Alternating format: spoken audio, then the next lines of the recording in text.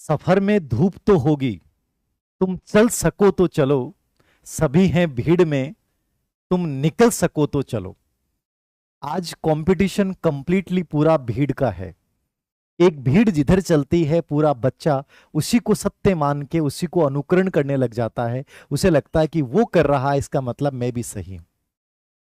याद रखिएगा, चाहे गवर्नमेंट जॉब हो चाहे बिजनेस हो, यहां जो सफलता मिलती है ना, वो खुद के एनालिसिस से, आत्म अनुशासन से, सही दिनचर्या निरंतरता से और सटीक रणनीति से मिलती है। यहां आप भीड़ के अकॉर्डिंग चलने का प्रयास करोगे, निश्चित रूप से मान के चलिएगा कि असफलता को तुम आमंत्रित कर रहे हो। आज का वीडियो ग्रेड फेस्ट की रणनीति को लेकर, एक ऐसी एग्जाम जिसको क्रैक करने के बाद आप स्कूल में व्याख्याता बनते हैं, राजपत्रित अधिकारी बनते हैं और एक किशोर अवस्था के बच्चों से आपका सामना होता है। पोस्ट की बात करूं, मैं खुद इस पे 8 साल स्कूल लेक्चर रहा हूं। मैं जानता हूं इसकी कितनी खूबसूरती है, इस पोस्ट की कितना आनंद है और क्या गजब का सफर है ये। मैं बहुत करीबी से मैंने इसको देखा है, तो मैं बहुत अच्छे से इसको जानता हूं। मैं इतना ही कहूंगा, अपने आप को देखना शुरू कीजिएगा उस स्कूल में, यदि बनना चाहते हो। क्योंकि यदि सपने नहीं देखे तो सच करने के लिए जज्बा नहीं आएगा, और उस सपने को देखने के बाद तुम्हें एक्शन लेने पड़ेंगे। क्या एक्शन लेने पड़ेंगे, यही रणनीति में आज आपको बताने आया हूं। 25 से 30 दिन लगातार मैंने जितने भी पेपर हुए हैं स्कूल लेक्चर के, उन सब का एनालिसिस किया।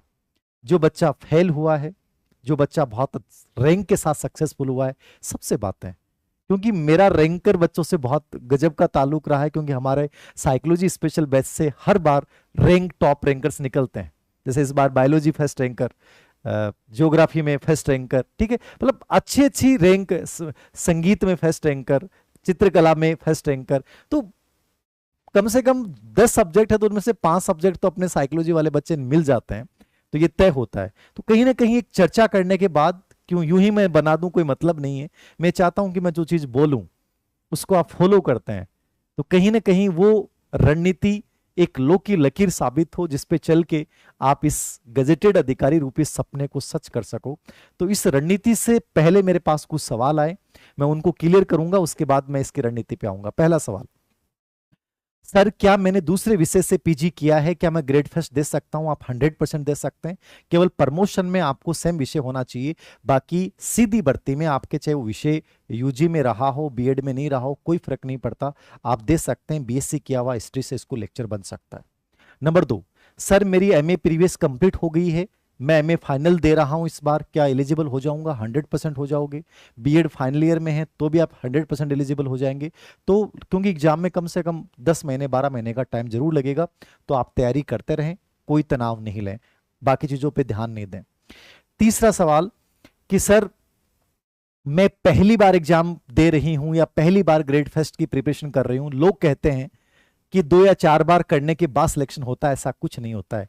पहली बार में चांस सबसे अधिक होते हैं सिलेक्शन होने के। सेकंड बार में तो आपका कॉन्फिडेंस डाउन हो जाएगा, आपको डर लगने लग जाएगा, क्या होगा इस बार नहीं हुआ तो। ये कोई शर्त नहीं होती कि 3 बार की आवाज सिलेक्शन ले सकता है, फर्स्ट बार नहीं ले सकता। फर्स्ट बार में सबसे अधिक चांस होते हैं, इसलिए अपने दिल और दिमाग से इस बात को निकाल देना। बस आपको ये करना है कि वो गलतियां नहीं करनी जो और करते हैं, तीसरी चौथी बार एग्जाम देते हैं, वो पता नहीं कितनी गलतियां करते हैं। डिप्रेशन नहीं होना चाहिए, डर नहीं होना चाहिए। एक चीज याद रखना कि तुम सोच सकते हो तो तुम कर भी सकते हो, बस सही रणनीति फॉलो करनी है, आप फर्स्ट बार में कर सकते हैं।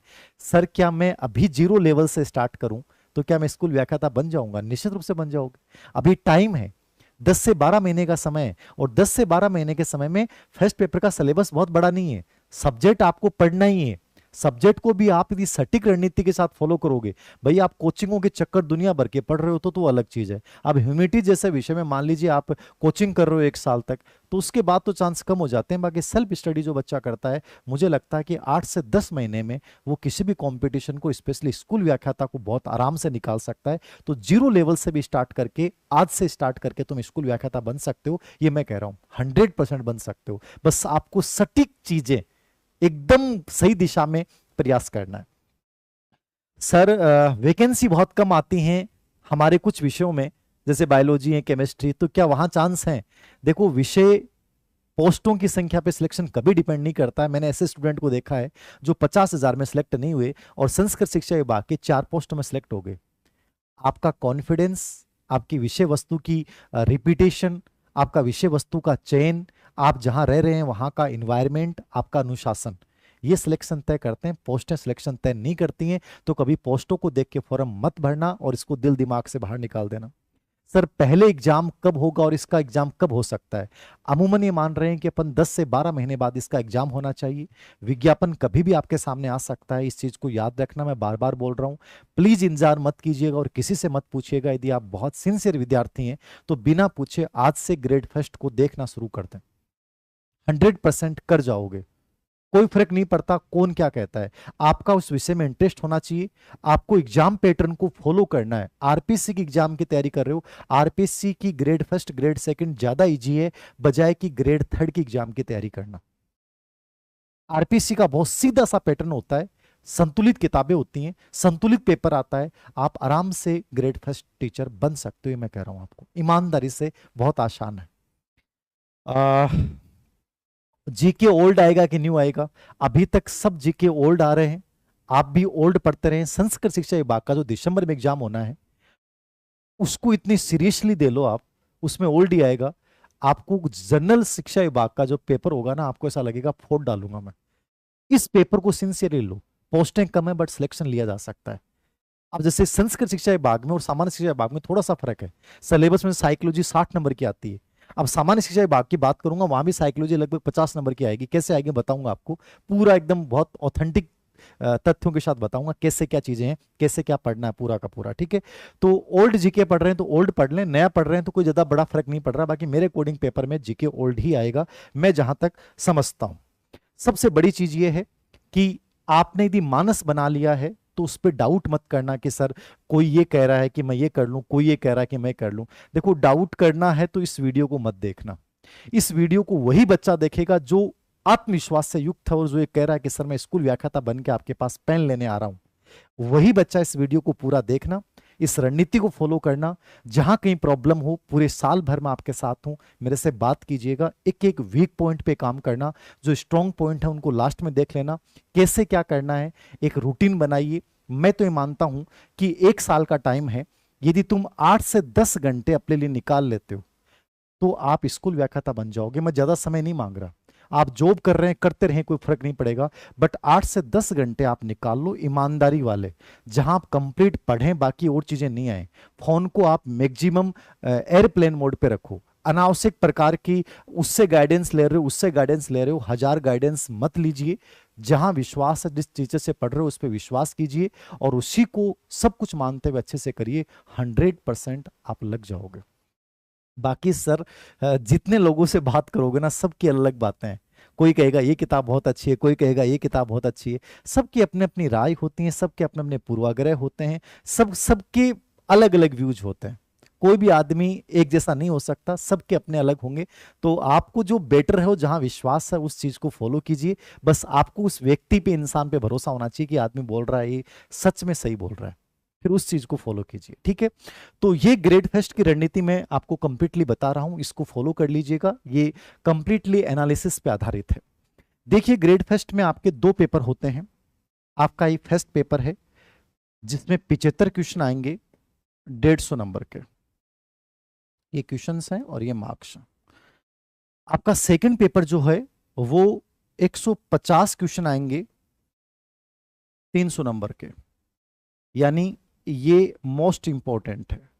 अब आपके सामने एक बड़ा सवाल होता है कि पिछली भर्ती में बहुत सारे बच्चों ने सब्जेक्ट में बहुत अच्छा स्कोर किया, लेकिन फर्स्ट पेपर में 40% नंबर नहीं ला पाने से वो स्कूल व्याख्याता नहीं बने। क्या वो रूल सर है? 100% है, मैं दिखा दूंगा आपको। 40% नंबर मिनिमम आपको लाने होंगे।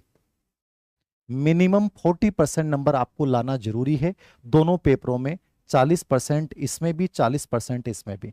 यदि यहां 40% नंबर नहीं लाते हो तो आप इसमें एलिजिबल ही नहीं हो पाओगे। तो 40% नंबर लाना जरूरी है। केवल एससी और एसटी को 5% की इसमें छूट है, यानी वो 35% उनको लाने अनिवार्य हैं।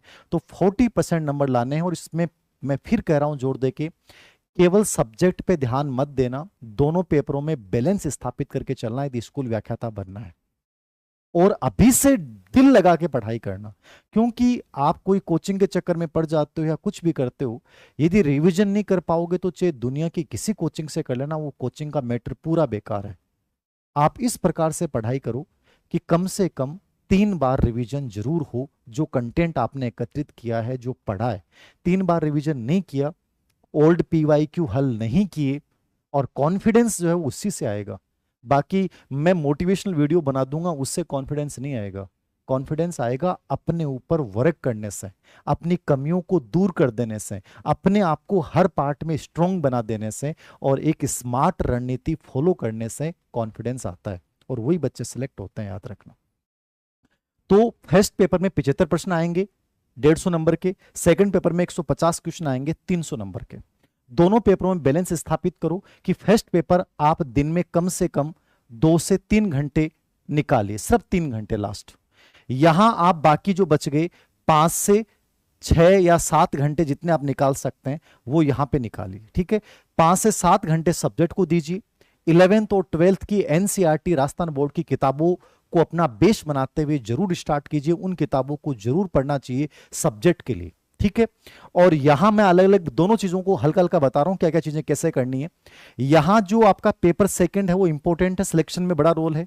यहां एक सीनियर लेवल का एक पार्ट है, एक यूजी लेवल का पार्ट है, ग्रेजुएशन लेवल का, एक पीजी लेवल का पार्ट है। 3 पार्टों में डिवाइड है पूरा सिलेबस।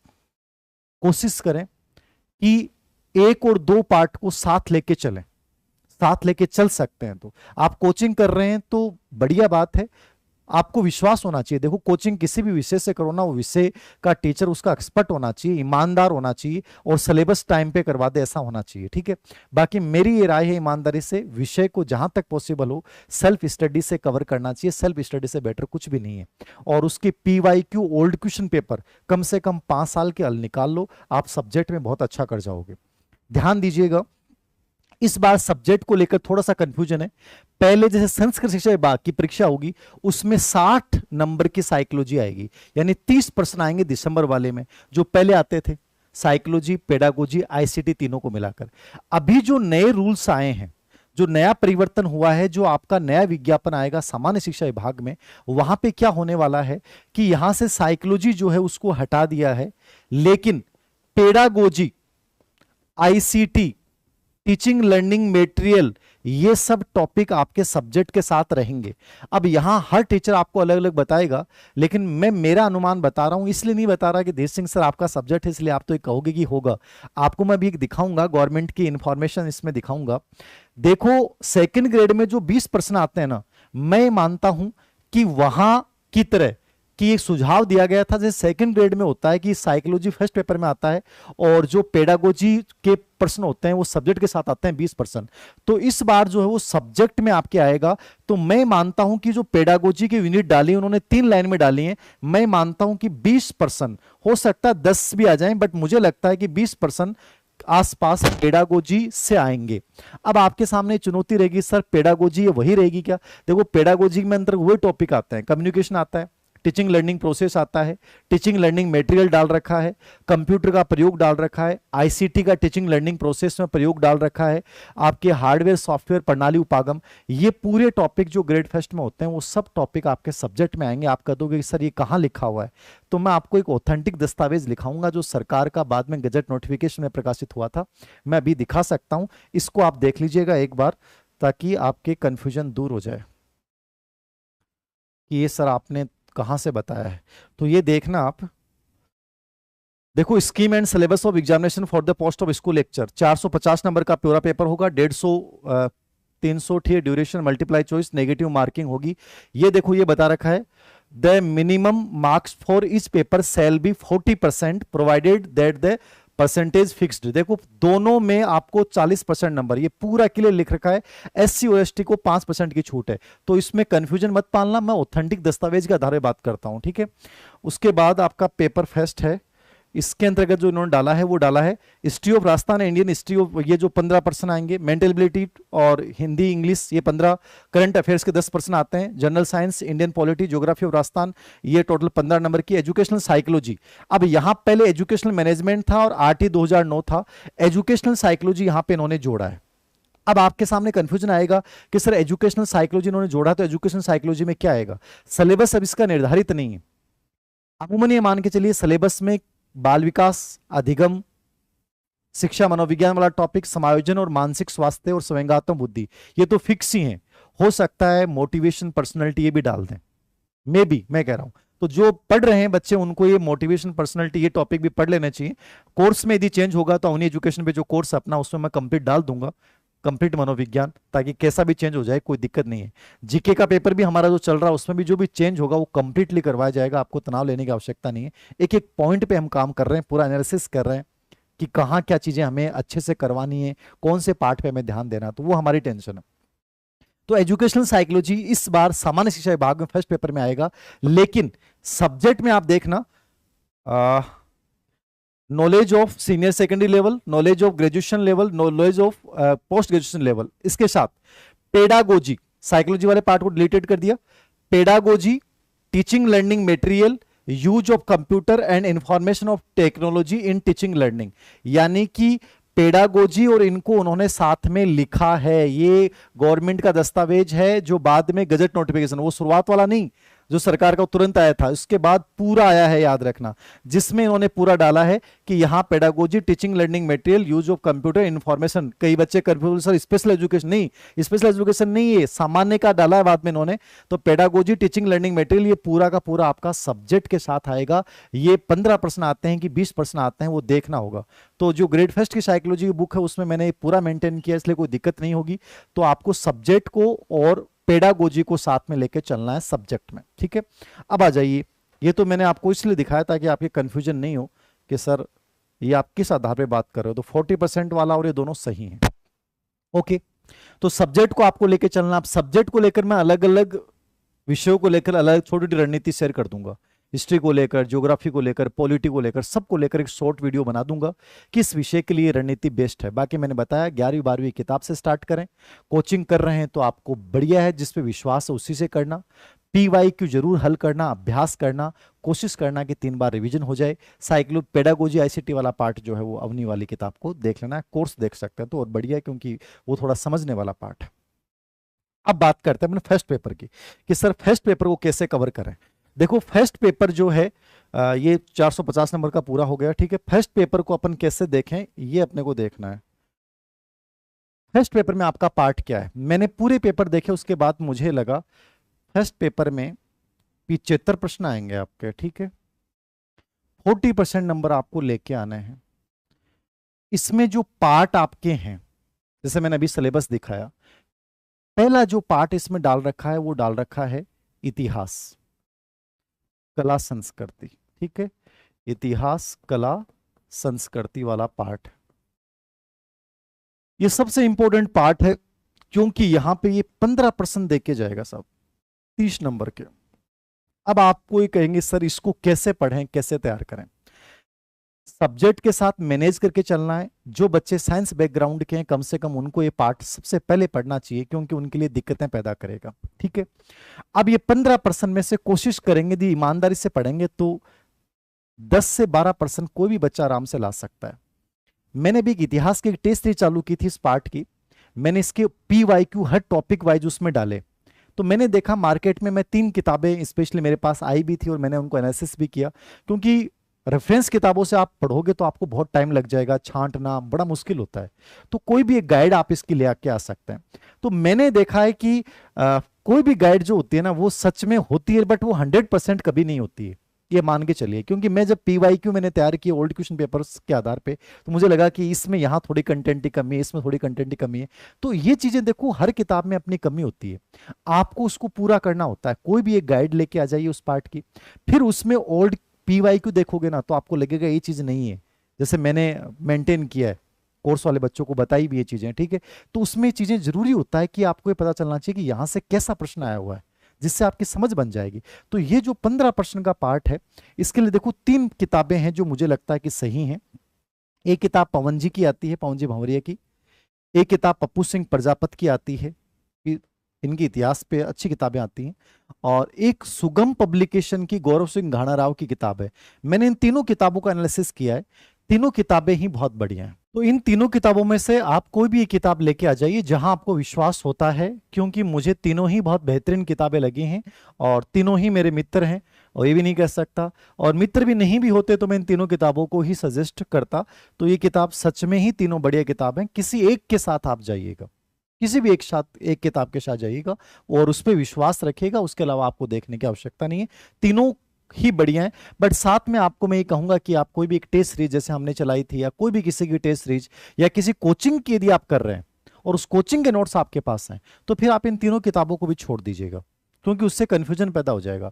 बढ़िया कोचिंग में नोट्स लिखाए हैं, ओल्ड क्वेश्चन पेपर के अकॉर्डिंग पूरा मेटेरियल मिल रहा है, तो फिर उसी को पढ़िएगा, आपको एक्स्ट्रा कुछ भी देखने की आवश्यकता नहीं। दूसरा पार्ट मैथ और रीजनिंग का है, इसमें गणित, ठीक है, रीजनिंग, ये जो पार्ट है यहां से भी आपके 10 प्रश्न आएंगे, यानी 20 नंबर के, तो इसका भी अपना बड़ा रोल है। अब यहां ये देखना है कि आर्ट्स के जो बच्चे हैं उनके लिए बड़े प्रॉब्लम है, साइंस वाले बच्चों के लिए बड़ा प्लस पॉइंट है। तो आर्ट्स वाले बच्चे कम से कम मैं आपसे निवेदन करूंगा कि इसमें जो रीजनिंग के 5 प्रश्न है या 4 प्रश्न है, ये आप जरूर करना, पूरे पार्ट को मत छोड़ना। यदि आपको लगता है कि सर मैं छोड़ दें, छोड़ो तो छोड़ देना, बट कम से कम रीजनिंग पार्ट जरूर करना। और यदि यहां आप ये प्रश्न लीड कर जाते हो तो आप मान के चलना कि आप बहुत एडवांस निकल जाते हो। तो कोशिश कीजिएगा कि इस पार्ट को देखें। इस पार्ट्स के लिए 2 किताबें अच्छी हैं, नकुल पारिक की जो किताब आती है वो बढ़िया किताब है, इसके लिए आप इसको देख लेना। मेरे अकॉर्डिंग आपको अलग से कुछ भी देखने की आवश्यकता नहीं है, बेस्ट है। पिछली बार भी इनका लगभग 100% सक्सेस रेशियो था। इसके अलावा दूसरी किताब आप यदि पूछते हैं तो यूएस शेखावत की जो आरबीडी से आती है, आप उसको आप देख सकते हैं, यूएस शेखावत की किताब है, वो भी ठीक है, अच्छी है, देख लेना। इन दोनों किताबों से मेरी पसंद ये है, आप अपने अकॉर्डिंग चुन लीजिए, और इससे भी बढ़िया कोई आपको मिलती है तो आप देख लीजिएगा, बाकी मुझे सही लगी। दूसरा सुझाव मेरा ये रहेगा, यदि आप कोचिंग किया आपने तो बढ़िया है, किताब लेने की जरूरत ही नहीं है। 9वीं 10वीं किताबों से एज इट इज प्रश्न उठाए जाते हैं यहाँ पे, और सीनियर सेकेंडरी लेवल का लेवल आता है। आप इस पार्ट्स को, आर्ट्स वाले बच्चे कम से कम, और नहीं तो इस पार्ट की कोई कोचिंग जरूर कर लें, या कहीं से ऑनलाइन कोर्स ले लें, ठीक रहेगा ये। मतलब इसको इग्नोर नहीं करें, और स्पेशली रीजनिंग तो जरूर करके जाएं, मैथ को इग्नोर करते हैं तो। तीसरा पार्ट आता है मैथ रीजनिंग के बाद, जो इंपॉर्टेंट पार्ट है वो आपकी भाषा। भाषा में आपके 2 हैं, हिंदी और इंग्लिश।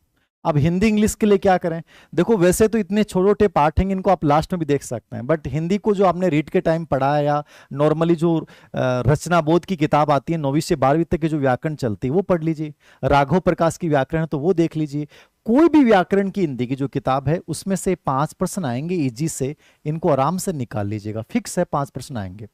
इंग्लिश के लिए सबसे बेस्ट तो बीके रस्तोगी है, मैंने आपको बताया था, यदि ये किताब है आपके तो इसी से देखिए, अन्यथा कोई भी आप किताब है, आपने कोचिंग की है तो जरूरत नहीं है। बाकी बीके रस्तोगी हो तो बीके रस्तोगी देख लीजिए, इसमें राघव प्रकाश या सरल रचना व्याकरण देख लेना, या KR मैया सर की जो किताब है वो देख सकते हैं। यानी व्याकरण की हिंदी इंग्लिश की जो भी किताब आपके पास है देखना, बट आप इसको छोड़ना मत। कई बच्चे कहते हैं सर इंग्लिश नहीं आती, इंग्लिश के प्रश्न इतने इजी आते हैं कि 5 प्रश्न आपको लीड दिलवा देंगे, तो इसको इग्नोर मत करना, आपको जरूर देखना है। उसके बाद आता है विज्ञान, साइंस। साइंस के भी 5 प्रश्न आते हैं, बट आर्ट्स के बच्चों के लिए बड़ी प्रॉब्लम है कि सर साइंस के प्रश्न समझ में भी नहीं आते हैं। सच में साइंस के कुछ प्रश्न तो 2 प्रश्न तो बड़े अप्लाइड से आते हैं, आप बहुत कुछ पढ़ भी लेंगे तो जरूरी नहीं है कि आप अच्छा कर पाए। मेरी तो ये राय है कि 9वीं 10वीं की किताबों में जो सिलेबस के अकॉर्डिंग टॉपिक हैं उनको आप पढ़ के जाइए। यदि बेस्ट सामग्री आपको चाहिए तो मार्केट में कोई अच्छी गाइड इसको लेकर, पर्टिकुलर पार्ट को लेकर कोई गाइड नहीं है। 1-2 गाइड आई है पर्टिकुलर पार्ट को लेकर, मैंने देखा, लेकिन वो अच्छी नहीं है, उसमें बहुत सारी गलतियां हैं। तो कोशिश ये कीजिए कि इसके 9वीं 10वीं की जो किताबें हैं उनमें से उन टॉपिकों को देख सकते हैं, या इन टॉपिक्स के ओल्ड PYQ देख लोगे तो भी यहां से आपका प्रश्न हो जाएगा। एक हेमराज जी सर हैं, बायो के कॉलेज लेक्चरर हैं, इनके मैंने एक वीडियो भी डाला था। इनकी एक PYQ की किताब आएगी ओल्ड क्वेश्चन पेपर की, आप उसको यदि देख सकते हैं, उनमें से इन टॉपिक से रिलेवेंट वो किताब वैसे साइंस के सभी बच्चों के लिए आएगी, CET वगैरह सब एग्जाम्स के लिए, बट ये जो 5 प्रश्न वाले टॉपिक है ना वो इस किताब से देख लीजिएगा, इनफ है। बाकी मैंने ये भी कहा था इनको कि यूट्यूब पे या हमारे अवनी एजुकेशन ऐप पे 5 प्रश्नों का एक मटेरियल, कुछ वीडियो आप बना दीजिए 7-8, ताकि बच्चों की हेल्प हो जाए। तो शायद ये भी जल्दी हो जाएगा, ये पर्टिकुलर पार्ट के अलग छोटे कोर्स हम लॉन्च कर दें ताकि बच्चों को फायदा हो जाए। बट खुद भी आप पढ़ सकते हो, तो इसके लिए आप यहाँ से पार्ट देख लेना, या 9वीं 10वीं किताब से देख लेना, या ल्यूसेंट से देख लीजिएगा। उसके बाद आता है आपका ज्योग्राफी, भूगोल। भूगोल जो आएगा वो केवल राजस्थान का आएगा, केवल राजस्थान की ज्योग्राफी आएगी। तो राजस्थान की ज्योग्राफी के लिए आपके पास यदि पहले से कोई गाइड है तो उसी को पढ़ लीजिए। जैसे मान लीजिए पेनोरमा की गाइड आपके पास पड़ी है तो बेस्ट है। किसी भी पब्लिकेशन की, लक्ष्य है, आरबीडी है, सिखवाल है, कोई भी पब्लिकेशन की गाइड है, नाथ है, कोई भी है, आप पढ़ लीजिए, उसको कोई फर्क नहीं पड़ेगा। बाकी मुझे सबसे अच्छी ज्योग्राफी में राजस्थान ज्योग्राफी की किताब लगती है, वो धिंदवाल की लगती है। किसकी लगती है? धिंदवाल की सबसे ठीक है राजस्थान ज्योग्राफी किताब जो इनका, वो एडिशन बढ़िया है। इसके अलावा आप ज्ञान सरोवर की भी एक लेटेस्ट किताब आई है, वो भी छोटी सी और बहुत बढ़िया किताब है। तो इन दोनों किताबों में से आप राजस्थान का भूगोल देख लीजिएगा, इनफ है। इसके अलावा आपको कुछ नहीं देखना। यदि आपके पास पहले से राजस्थान भूगोल की कोई किताब है तो उसी को फॉलो कर लीजिएगा। ये दोनों किताबें भी आपको देखने की जरूरत नहीं है। और यदि किसी कोचिंग के नोट्स आपके पास हैं, जैसे राजस्थान ज्योग्राफी के स्प्रिंग बोर्ड्स के नोट्स हैं, क्योंकि स्प्रिंग बोर्ड की ज्योग्राफी की जो नोट्स है ना वो सबसे बेस्ट है। जो लक्षिता मैम ने करवाया बहुत बढ़िया करवाया उनका, तो उनके नोट्स यदि आपको मिलते हैं तो वो बेस्ट हैं। उसके अलावा ये किताब भी आपको देखने की आवश्यकता नहीं है, उनको आप फॉलो कर लीजिएगा, इनफ है। ठीक है, भूगोल हो गया, हिंदी हो गया, अंग्रेजी हो गया, विज्ञान हो गया, गणित हो गया, भारतीय इतिहास हो गया। फिर आप राजव्यवस्था वाला पार्ट, राजव्यवस्था में पॉलिटी का जो पार्ट है आपके, वो केवल भारत का आएगा फर्स्ट ग्रेड में। ठीक है, तो भारत में आप सबसे बेस्ट किताब तो लक्ष्मीकांत है, बट लक्ष्मीकांत की किताब बहुत मोटी है। लेकिन मैंने जो इनके प्रश्नों का एनालिसिस किया तो मैंने देखा कि एक हाई कोर्ट पे प्रश्न आ रहा है, एक पार्लियामेंट पे प्रश्न आ रहा है, एक प्रधानमंत्री के ऊपर प्रश्न आ रहा है, एक मतलब अनुच्छेद के ऊपर प्रश्न आ रहा है। तो टोटल 5 प्रश्न आते हैं। और भारतीय राजव्यवस्था के आएंगे तो यहाँ 2 तरीके अपना सकते हैं, या तो लक्ष्मीकांत की किताब आपके पास पढ़िए तो सबसे बेस्ट तो वही है, उससे बढ़िया तो कोई किताब ही नहीं है। दूसरी यहाँ पे किताब है प्रदीप बोर्ड सर की, ये बहुत अच्छी किताब है, बट इस किताब की मार्केटिंग नहीं हुई, इसलिए इस किताब को ध्यान नहीं जाता। बाकी राजस्थान में जितनी भी पॉलिटी किताब चलती है सबसे बढ़िया किताब है, इसमें ओल्ड पीवाईक्यू भी डाल रखे हैं, बट इसकी पब्लिक मतलब मार्केटिंग कोई सजेस्ट नहीं करता है क्योंकि लोगों को पता ही नहीं है। बट ये किताब बहुत अच्छी है, सच में बहुत अच्छी है। इसको यदि आपको मिल जाती है तो ये देख लीजिएगा, या एम लक्ष्मीकांत देख लीजिएगा। फिर भी राजव्यवस्था के प्रश्न समझ में नहीं आते हैं तो आपने कहीं भी किसी कोचिंग से कोर्स ले रखा तो वो पढ़ लीजिएगा। एक ओम जी सर ने इसका अलग से पार्ट डाल रखा है, ओम जी सर जो आरएस हैं, उन्होंने बहुत अच्छे से ये 5 टॉपिकों को बहुत बढ़िया तरीके से समझाया अपने अवनी एजुकेशन ऐप पे। तो आप चाहें तो वो भी देख सकते हैं, आपकी मर्जी है, जहां आपको अच्छी लगती है जिसकी भाषा पढ़ाने की शैली, उसको आप फॉलो करके ये 5% भी आप जरूर देखें। छोड़े नहीं कि सर छोड़ दें, बड़े इजी से प्रश्न थे, मैंने जितने भी स्कूल लेक्चर पेपर देखे। तो इसके लिए ये पार्ट इन दोनों में से किसी एक के साथ आप जा सकते हैं। आज व्यवस्था के बाद जो अगला पार्ट बनता है वो बनता है स्कूल प्रबंधन, मैनेजमेंट। ठीक है, तो प्रबंधन की जहां अपन बात करते हैं, स्कूल मैनेजमेंट की अपन बात करते हैं, तो इस बार थोड़ा चेंज हुआ है। संस्कृत शिक्षा विभाग में तो वही है कि यहां से लगभग 15% का आने चाहिए। यद्यपि पुराने पेपर्स देखोगे तो आप लगभग कई बार 11 आ गए, कई बार 12 आ गए, कई बार 13 आ गए, ये रेशियो रहा है। लेकिन वैसे सिलेबस के अकॉर्डिंग 15% है, तो संस्कृत शिक्षा विभाग में तो 15% ही आएंगे प्रबंधन के लिए। लेकिन जो नया अपना सामान्य शिक्षा विभाग की भर्ती होगी उसमें प्रबंधन के साथ क्या आएगा, मनोविज्ञान जोड़ दिया, तो मनोविज्ञान को ये सर्वोच्च रखेंगे, प्रबंधन छोटा हो जाएगा। तो वहां प्रबंधन के मान के चलो कि 5 से 6 प्रश्न आ जाएंगे और मनोविज्ञान के लगभग 8 से 9 प्रश्न आ जाएंगे। आप मान के चलिए सिलेबस में थोड़ा बहुत डिवाइडेशन कर सकते हैं, बट इतने प्रश्न जरूर आएंगे साइकोलॉजी के कि 8 से मतलब 15 में से 8% कम से कम साइकोलॉजी के, 9% साइकोलॉजी के हैं, 5 से 6% प्रबंधन के हैं। सामान्य शिक्षा विभाग में वैसा ही होगा। तो प्रबंधन में आप ज्यादा टेंशन लेने की आवश्यकता नहीं है। प्रबंधन में वैसे अब तक की जो बढ़िया किताब है वो कलाम की जो आती है यादव की, वो बढ़िया किताब है, यादव जी हैं तो उनकी अच्छी किताब है, वो आप देख सकते हैं।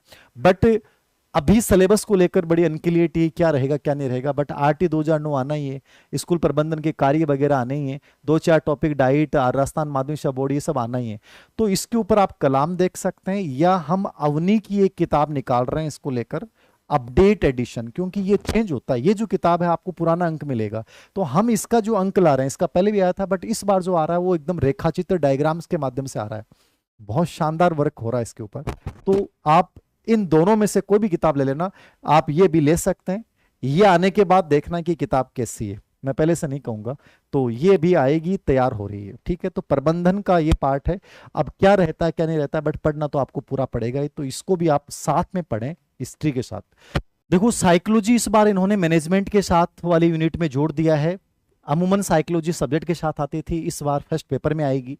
तो साइकोलॉजी के जो 8 से 10 प्रश्न आएंगे, क्योंकि 20% इसके आएंगे सब्जेक्ट के साथ पेडागोजी और आईसीटी वाली, तो वो दोनों को मिला के आपको एक साथ ही पढ़ना है पूरा मनोविज्ञान। तो इसके लिए आप अवनी पढ़ लीजिएगा। अवनी की मैं तो ये कहूंगा कि अवनी से बेस्ट कुछ नहीं है, क्योंकि ट्रैक रिकॉर्ड 100% इसका रहा है, 1% बाहर आपको नहीं मिलेगा।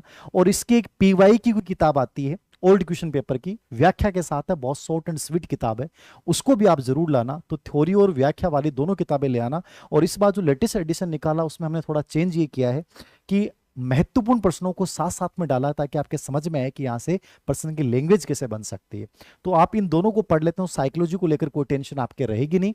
फिर भी आपको समझ में नहीं आती तो आप कोर्स ज्वाइन कर लें, जिससे आपके और जल्दी ये पूरा, क्योंकि 3 पार्ट हो गए आपके, पेडागोजी, आईसीटी और साइकोलॉजी, तो तीनों आपको कवर कर सकते हैं। सिलेबस में मामूली कोई चेंज हो तो मोटिवेशन और पर्सनैलिटी टॉपिक नए जुड़ सकते हैं, बाकी अभी तो फिलहाल वही पार्ट है, तो अभी तो उसको आप पढ़िए।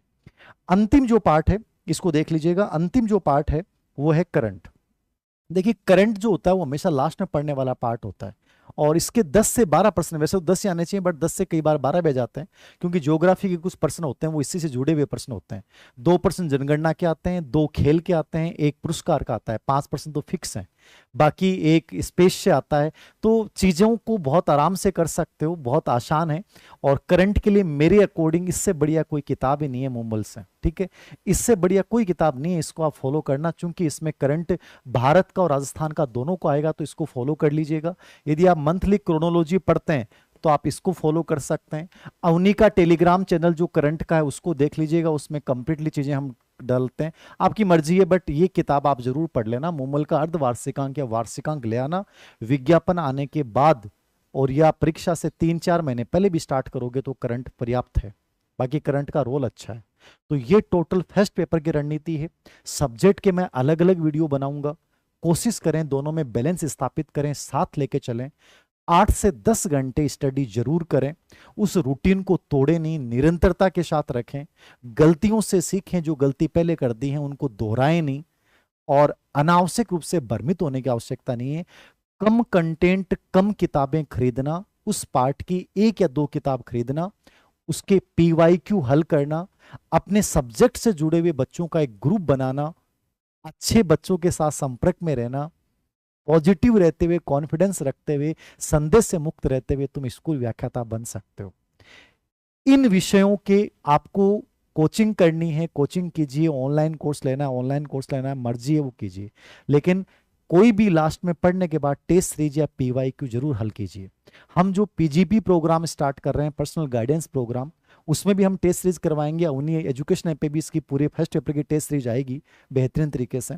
उसमें भी हमें कोशिश करेंगे कि बच्चे को हम टारगेट दें, उसको ये बताएं कि तुम्हें क्या करना और क्या नहीं करना, बट उसमें हम सिलेक्टेड बच्चों को जोड़ेंगे, जो बच्चे हमारे उस प्रोग्राम के अकॉर्डिंग चलेंगे, जो हम कहेंगे उसके अकॉर्डिंग चलेंगे, उन्हीं को शामिल करेंगे। तो मैं उम्मीद करता हूं कि इस रणनीति को ईमानदारी से तुम फॉलो करोगे तो 100% सब अच्छा होगा। बस ये विश्वास रखना कि तुम स्कूल व्याख्याता बनने जा रहे हो। आराम से कीजिए, सब ठीक होगा। और कोई सवाल होगा तो आप कमेंट बॉक्स में लिख दीजिएगा, मैं जवाब देने का प्रयास करूंगा। Thank you.